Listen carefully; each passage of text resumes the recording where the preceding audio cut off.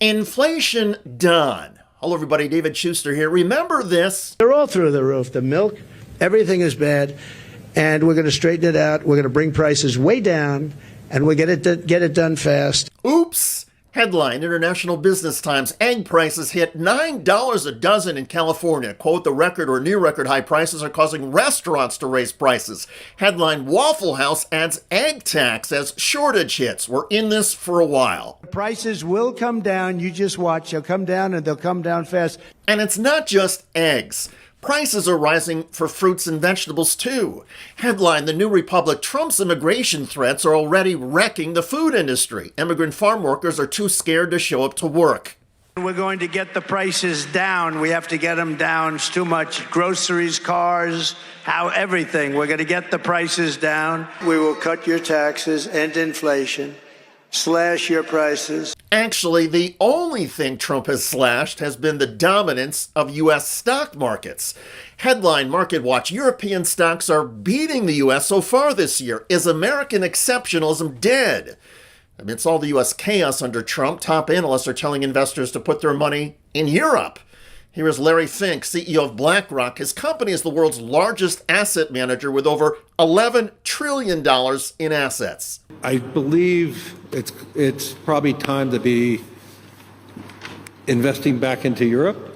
Meanwhile, in the United States, the Federal Reserve is so concerned about Trump economic inflation that the central bank, for the first time in 6 months, refused to lower interest rates. Longer-term inflation expectations appear to remain well anchored, as reflected in a broad range of surveys of households, businesses, and forecasters, as well as measures from financial markets.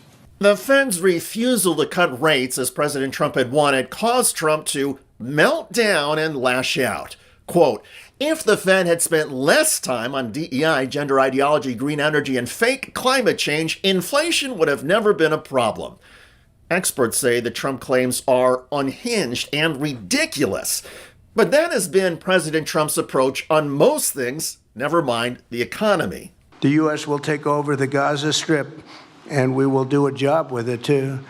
We'll own it and be responsible for dismantling all of the dangerous unexploded bombs and other weapons on the site, level the site and get rid of the destroyed buildings, level it out, create an economic development that will supply unlimited numbers of jobs and housing. We're talking tonight about the United States taking over a sovereign territory.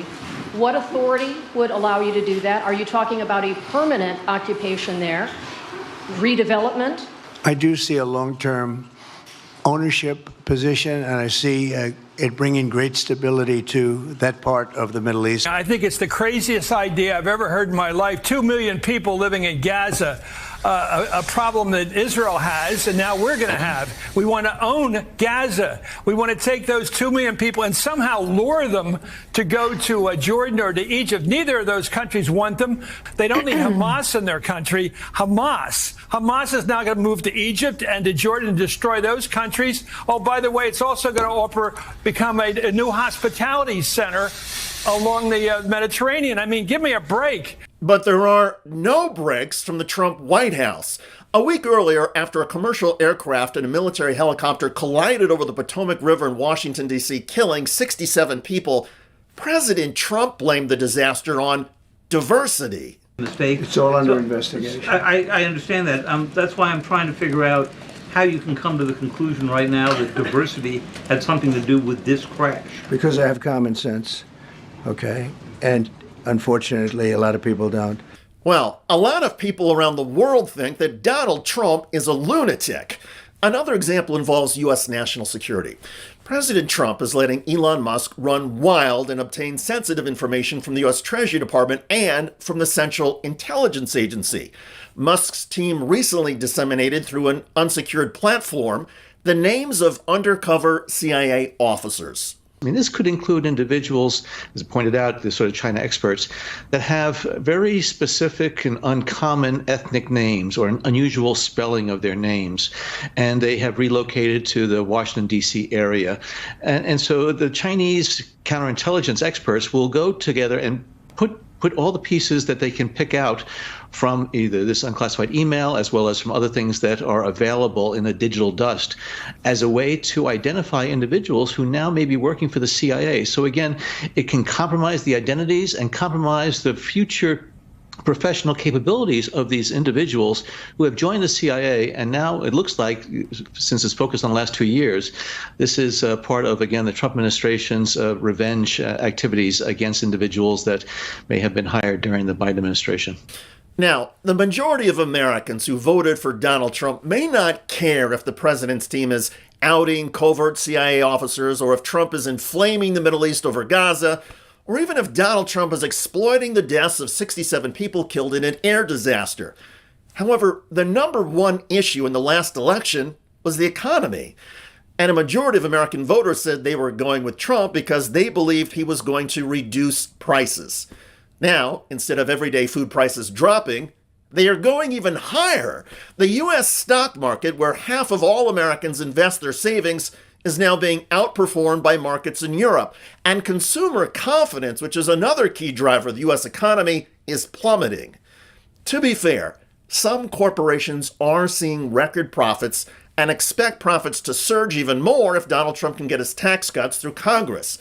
However, as MarketWatch reports, corporate profits are near all-time high while wages are near lows.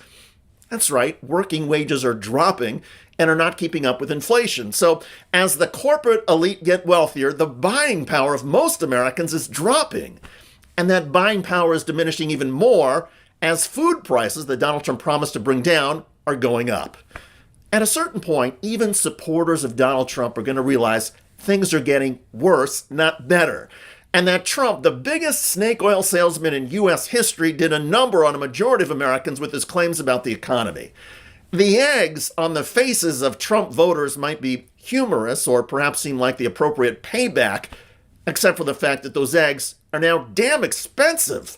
And Trump's messes on the economy, foreign policy, and U.S. national security could come with a cost that would hurt all of us.